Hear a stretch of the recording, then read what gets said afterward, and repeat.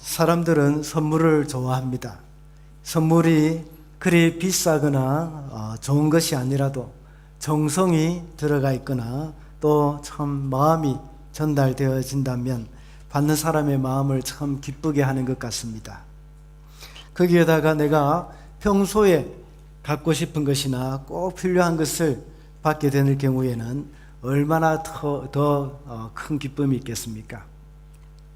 어느 선생님이 자기가 가장 아끼고 좋아하던 시계를 아이들에게 주고 싶었습니다. 그래서 그 손목시계를 풀어서 이제 그 중에 키 큰 아이에게 내가 이것을 너에게 주고 싶다 이렇게 이야기하니까 그 아이는 그 말이 믿기지 않는지 그냥 생글생글 웃기만 했다고 합니다.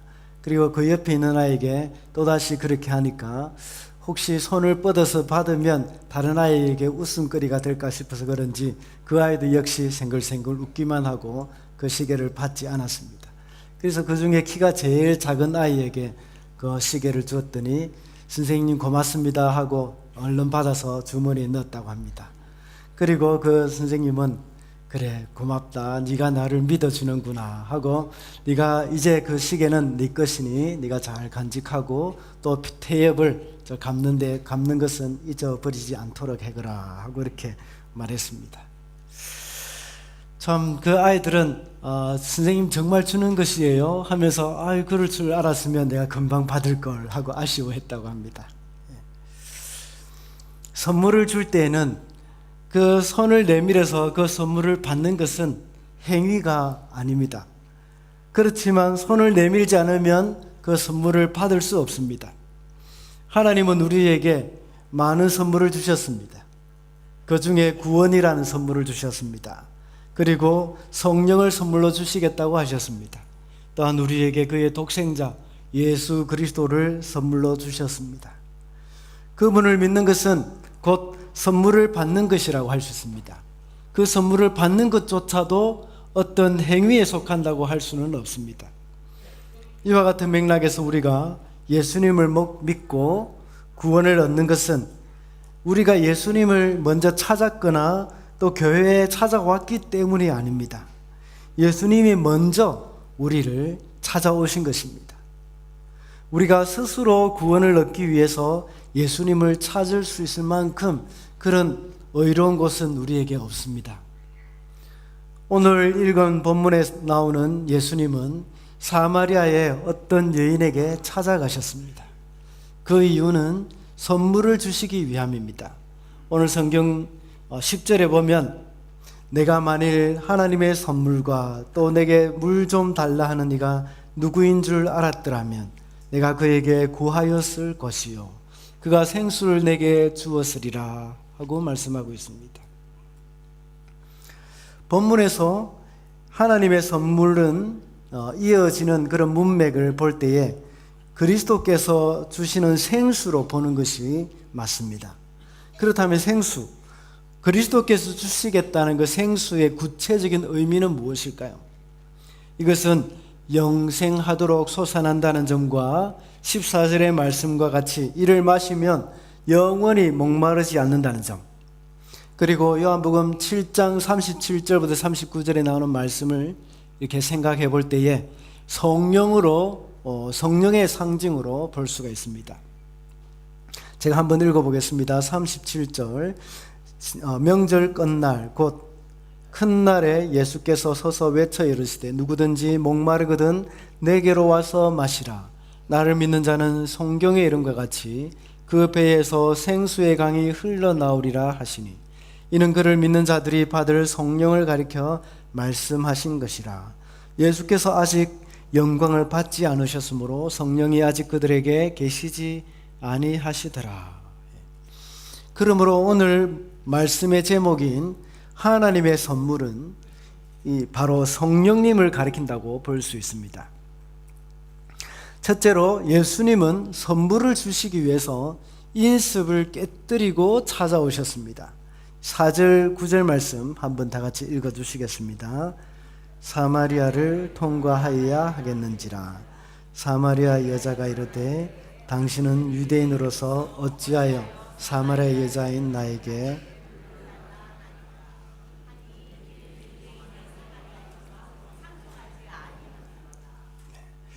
4절에서 말씀하고 있는 사마리아를 통과하여야 하겠는지라, 이 말씀에서 우리는 예수님이 마음속에 그 의지와 확고한 결정이 있었다는 것을 알 수 있습니다.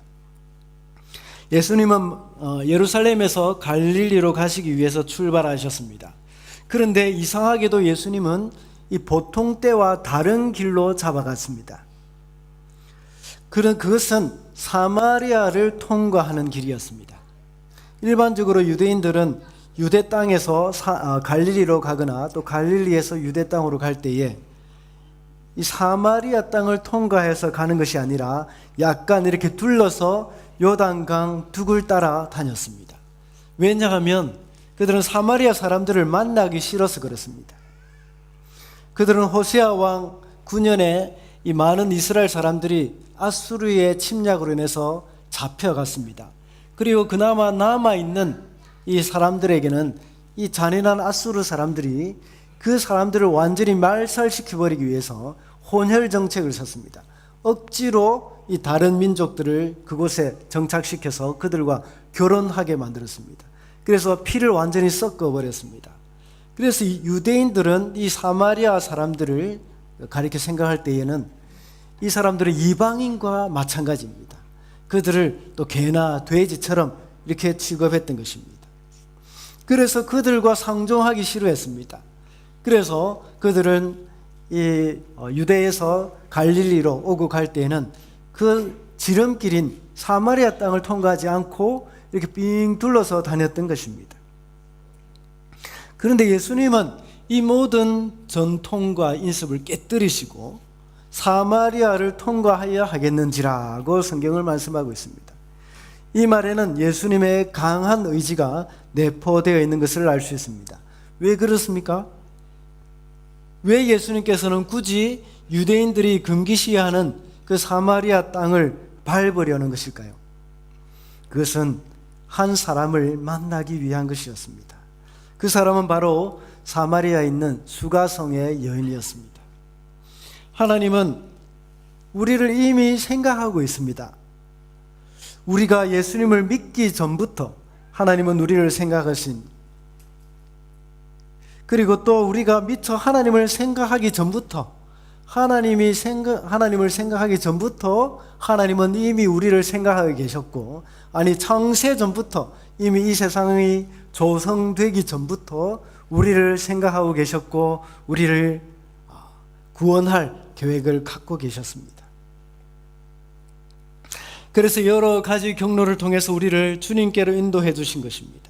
그리고 외로움에 지쳐 있고 공허함을 달래기 위해서 하나님 아닌 다른 존재를 의지하려고 하는 이 사마리아 여인을 만나기 위한 그런 의도로 예수님께서는 그 길로 들으셨던 것입니다.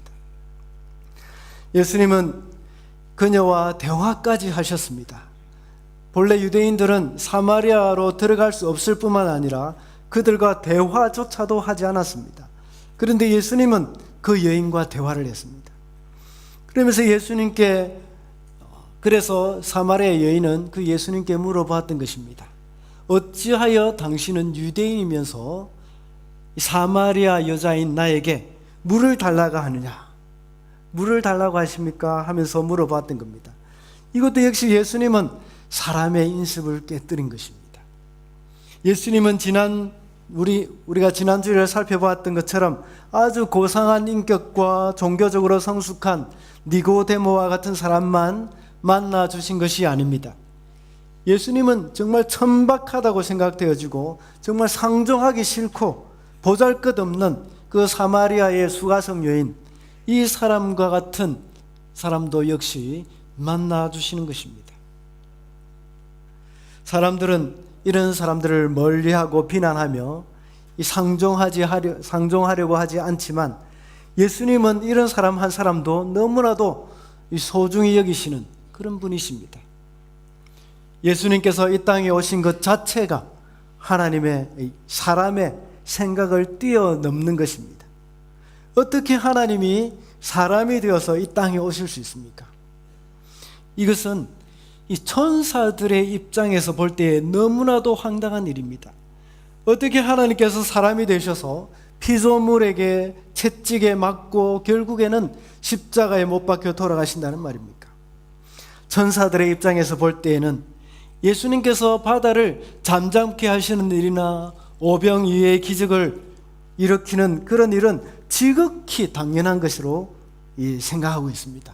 이런 것쯤은 예수님께는 아무 일도 아니라는 것을 천사들은 다 압니다. 그러나 예수님은 스스로 낮추시고 그 인간의 죄를 대신해서 십자가에서 돌아가시는 이 엄청난 일은 도저히 그들로는, 천사들로는 상상할 수조차 없는 그런 일입니다. 예수님이 우리에게 찾아오신 것은 우리의 인습이나 전통을 다 깨뜨리신 것이라고 할 수 있습니다. 스스로 낮아지신 것입니다. 사람과 같이 되었고 사람이 당할 수 있는 온갖 고난과 수모를 다 당하고 십자가에 죽으셨던 것입니다. 비록 우리는 사마리아 수가성 여인과 같이 남편을 여러 번 바꾼 일은 없지만 그와 버금가는 그런 방황을 했던 그런 사람들입니다. 예수님이 아니고는 도저히 해결할 수 없는 그런 방황하는 인생을 찾아오셔서 우리의 모든 삶의 문제를 해결해 주신 것입니다. 이런 주님을 생각해 볼 때 우리는 다가가지 못할 사람이 아무도 없습니다. 제가 어릴 때에 우리 고향 마을에 허군이라는 사람이 있었습니다. 이 사람은 알코올 중독자였습니다. 나이는 많았지만 아이나 어른이나 다 이 사람을 가리켜 허군이라 불렀습니다. 제가 20대 초반이 되었을 때도 이 사람은 늘 술에 취해 있었고 저만 보면 말을 걸려고 했습니다. 너무 저는 귀찮고 싫었습니다. 때로는 이 사람이 저만침 비틀거리고 서 있으면 저는 화난 얼굴을 하고 지나갔습니다. 이 화난 척하면 나에게 말을 거주지 않을 것 같아가지고 이렇게 좀 얼굴을 딱 굳히고 화난 표정으로 하고 지나갔습니다. 그러나 아무 소용이 없었습니다. 여전히 나를 붙들고 온갖 알아듣지 못하는 말을 하는 것입니다. 저는 그것이 너무 싫었습니다. 그 사람과 말을 주고받으면 이 다른 사람들이 나를 어떻게 생각할까? 또는 다른 사람들이 나를 그 사람과 똑같은 사람으로 생각하지는 않을까 하는 그런 생각으로 그 사람과 상종을 하지 않으려고 했습니다. 그런데 어느 추운 겨울날 밤이었습니다. 저도 추워서 종종 걸음으로 집으로 한참 가고 있는 중이었습니다. 그때 숲속에서 이상한 소리가 들렸습니다. 저의 머리가 쫙 서는 것 같았습니다.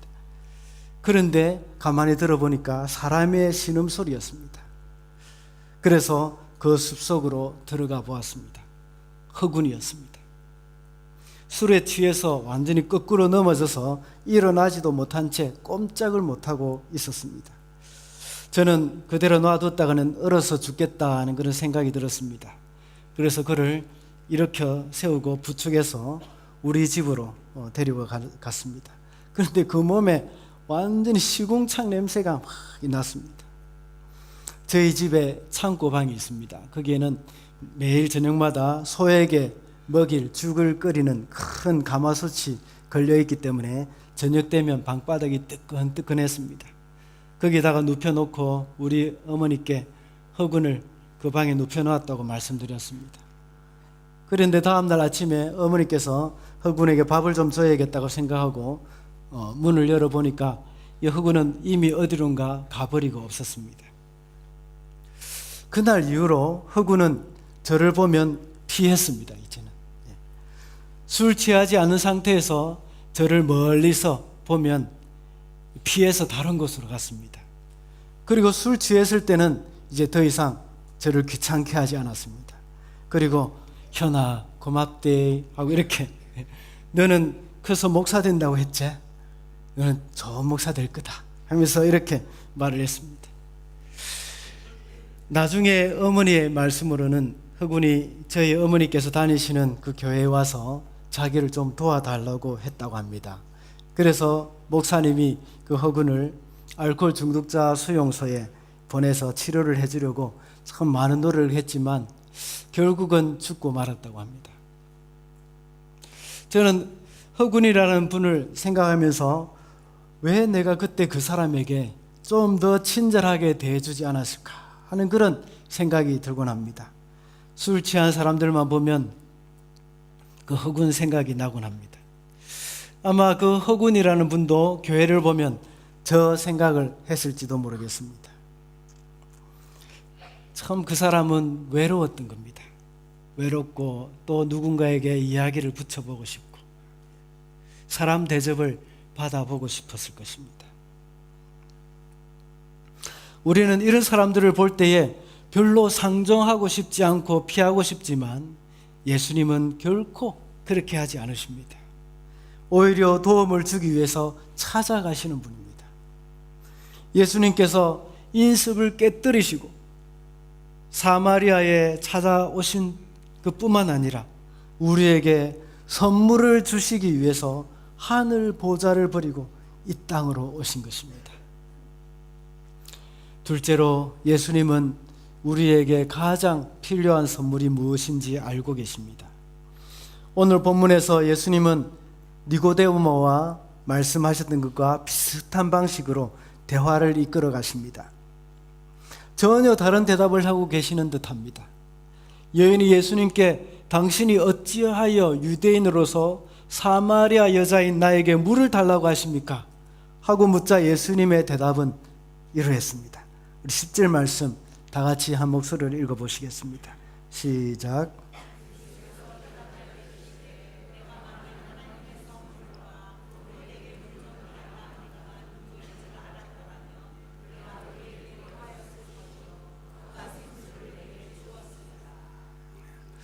이 말씀은 다시 말하자면 이 여인이 필요한 것이 무엇이라는 것을 이미 예수님은 알고 계셨습니다. 그 지난주에 우리가 보았던 것처럼 니고데모에게 정말 필요한 것이 무엇인지 예수님이 이미 알고 계셨던 것처럼 지금까지 수많은 어려움과 마음의 갈등과 고통 그리고 채울 수 없는 그 공허함이 그녀를 목마르게 했다는 것입니다. 그것은 예수님만이 채워줄 수 있는 부분이라는 것입니다. 지금까지 내가 너의 목마름을 남자를 통해서 채우려고 했지만 그것으로는 채울 수 없다. 내가 주는 물을 마셔야 너의 영적인 목마름을 채울 수 있다고 말씀하시는 것입니다. 제가 누차 말씀을 드리지만 사람은 본래 하나님을 떠나서는 살 수 없는 존재입니다.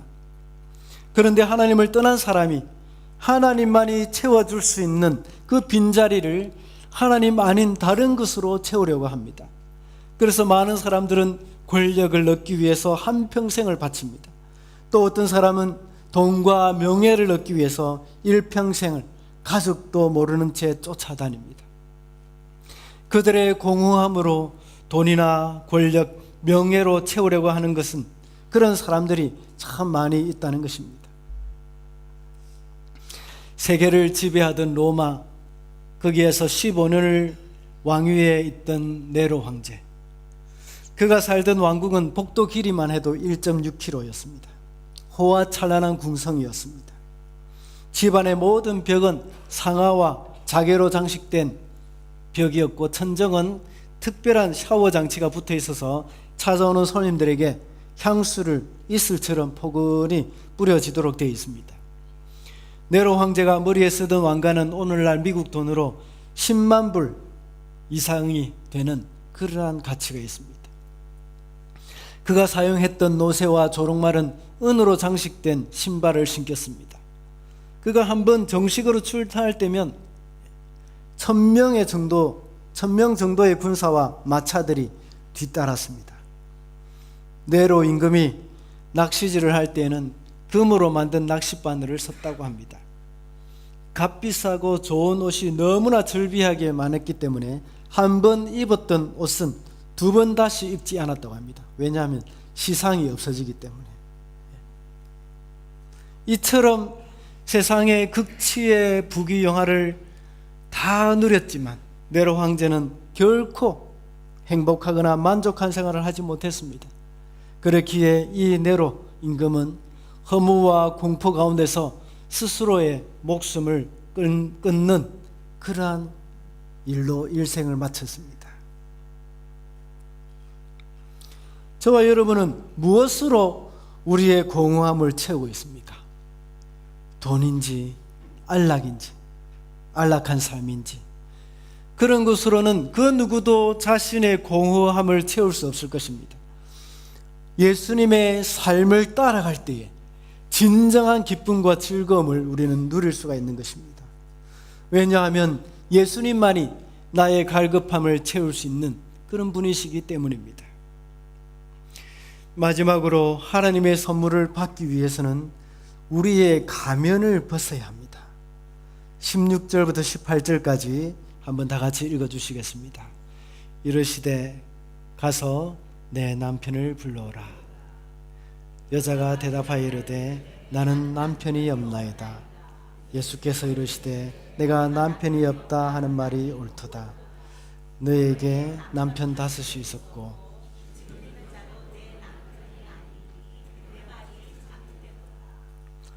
예수님께서는 여인과 대화를 하시는 중에 내가 주는 물은 영원히 목마르지 않을 것이라고 말씀하셨습니다. 그럴 때 그 여인은 대답했습니다. 이 물을 나에게도 주어서 내가 여기에 물길로 오지 않게 하소서. 그럴 때 예수님은 내 남편을 불러오라고 말씀하십니다. 그럴 때 이 여자의 마음은 어땠을까요? 마음이 철렁 내려앉았을지도 모릅니다. 들켰구나. 그래서 하는 말이 나는 남편이 없어요 하고 대답해 버렸습니다. 그러자 예수님은 거짓말하지 마 하고 이렇게 다그쳤던 것이 아니라 예수님은 내 말이 옳도다. 내가 남편이 5이나 있었으나 지금 있는 사람은 내 남편이 아니니라고 말씀하셨습니다. 우리가 선물을 받기 위해서는 양손에 가득 있는 것을 내려놓아야 합니다. 그것을 가지고는 하나님의 선물을 받을 수가 없습니다. 그것을 내려놓고 빈손이 되었을 때에 그 선물을 받을 수 있습니다. 내 속에 하나님 외에 다른 것으로 가득 차 있다면 선물을 받을 수 없습니다. 그것을 내려놓고 예수님께 드린 후에야 예수님이 주시는 그 선물을 받을 수 있습니다. 예수님은 나의 부족함과 연약함을 다 아십니다. 예수님은 그것을 고쳐주고 싶어 하십니다. 예수님은 우리의 어떤 모습 때문에 이 땅에 오셨습니까? 우리의 연약한 모습 때문에 오셨습니다. 우리는 다 가식적인 모습이 있고 본래의 모습이 있습니다. 오늘 여기 앉아있는 저와 여러분들, 많은 분들이 여기 앉아 계시면서 이 성자의 모습을 하고 있습니다. 교육자를 보면, 또 장로님을 보면 매너 있는 인사, 가장 아름다운 표정의 웃음, 친절하고 상냥한 말솜씨. 그러나 집에 가면 어떻습니까? 아이들에게 소리를 막 지를 때도 있습니다. 부인이나 남편에게 퉁명스러울 때도 있습니다. 때로는 점잖게 매너 있게 행동하다가 자신의 자존심을 건드리면 그 속에서 악마의 모습이 나타납니다. 우리는 많은 사람들에게 우리의 좋은 모습만 보여주고 싶어 합니다. 이것은 니고데모나 사마리아 수가성 여인이나 마찬가지입니다. 니고데모는 자신의 매너 있는 모습을 예수님께 보이려고 했고, 사마리아 수가성 여인은 자신의 수치를 감추려고 했습니다. 그러나 예수님은 우리의 매너 있고 예의 바른 모습 때문에 이 땅에 오신 것이 아닙니다. 예수님은 우리의 부족하고 우리의 연약한 모습 때문에 이 땅에 오셨고, 이것을 주님께 내어놓기를 주님은 원하십니다. 그래서 이 여인을 향해서 내 남편을 불러오라 하고 말씀하신 것입니다. 우리도 역시 예수님 앞에 우리의 남편에 해당되는 것을 불러와서 내놓아야 합니다. 물론 청년들이나 우리 주일학교 어린이들은 남편이 없다고 하겠죠. 우리에게 해당되는 남편이 어떤 존재입니까? 이것은 나에게 감추고 싶은 수치스러운 것들일 수도 있습니다. 아니면 지금까지 내가 하나님보다 더 의지하고 있었던 그러한 것일 수도 있습니다. 나의 인생에 하나님의 자리를 차지하고 있는 것일 수도 있습니다. 이런 것들이 바로 죄입니다. 우리가 주님 앞에 나가서 우리의 죄를 주님 앞에 내어놓고 회개할 때에 우리는 하나님의 선물을 받을 수가 있습니다. 사도행전 2장 38절에서는 말씀합니다.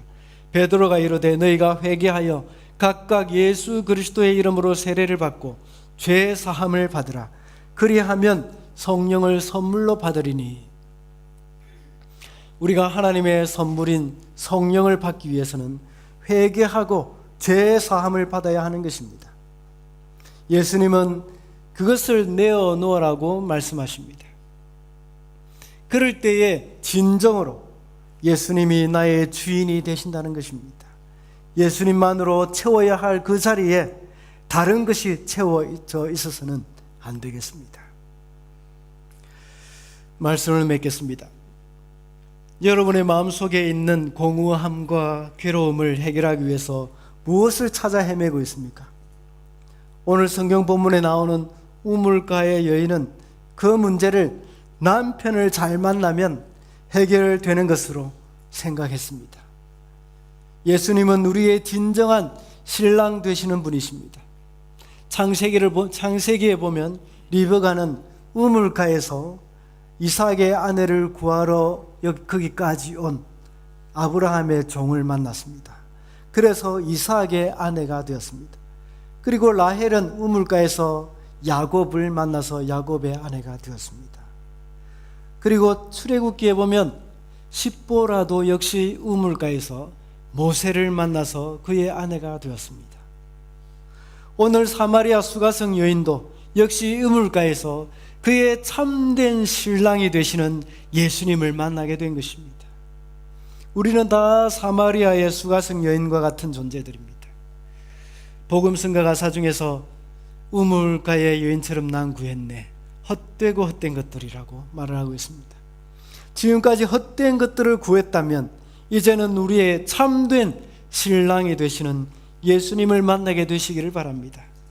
예수님은 우리에게 성령을 선물로 주시기 위해서 인습을 깨뜨리고 이 땅에 찾아오십니다. 그리고 우리에게 가장 필요한 것이 무엇인지 알고 계시고, 그래서 우리에게 가식적인 것들을 내려놓고 회개하여서 하나님의 선물인 성령으로 충만한 삶을 살아가는 저와 여러분이 되시기를 바랍니다. 기도하겠습니다. 은혜롭고 자비하신 우리 하나님 아버지, 우리의 연약함을 알고 계시고 또 우리의 모든 연약함과 우리의 모든 공허함을 주님이 채워주시기 위해서 모든 인습을 깨뜨리시고 이 땅에 오셔서 친히 십자가에 달려 돌아가시며 다시 부활하여 주신 그 은혜에 감사를 드립니다. 우리가 주님 앞에 나와서 우리의 모든 수치스러움과 우리의 죄를 주님 앞에 내려놓고 우리가 성령을 선물로 받을 수 있는 저희들 되게 해 주시옵소서. 예수님 이름으로 기도합니다.